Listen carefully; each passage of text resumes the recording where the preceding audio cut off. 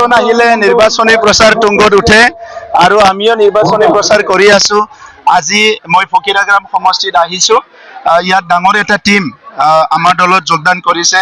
তেখেতসকলক মই আদৰণি জনাবলৈ আহিছো আৰু ফকিৰাগ্ৰাম সমষ্টিত আমাৰ আফজালুক চৰকাৰ আগতো দুবাৰ জিকিছে। তেখেতে আমাৰ দলৰ ভাইচ প্ৰেচিডেণ্ট হয়, এইবাৰ প্ৰাৰ্থিত্ব পাইছে।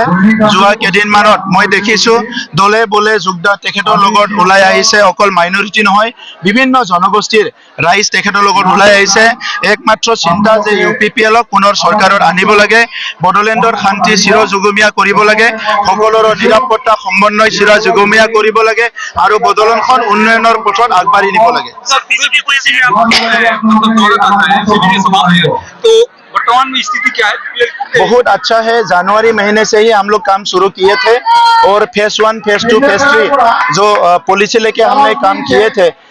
बोडोलैंड के जो 40 कॉन्स्टिट्यूंसी है, ऐसा कोई भी कॉन्स्टिट्यूंसी नहीं है जहाँ हमारा जो फैमिली है 7,000 से नीचे है। 7,000 फैमिली मतलब 21,000 वोट।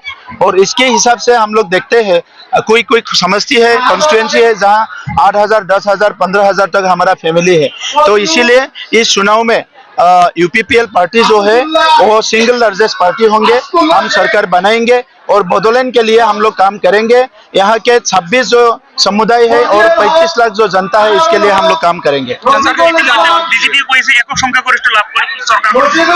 सबे कय निर्वाचन जोने आए एजन मानुह संख्यागरिष्ठ पाब बुली कय, किन्तु UPPL আজি 5টা বছৰ ৰাইজৰ লগত আছো, ৰাইজক সেৱা কৰিছো, হৃদয়ৰ পৰা সেৱা কৰিছো, মৰম দিছো আৰু ইয়াৰ বিনিময়ত বড়োলেণ্ড অঞ্চলৰ ৰাইজে যে আমাক মৰম দিব এইটো নিশ্চিত।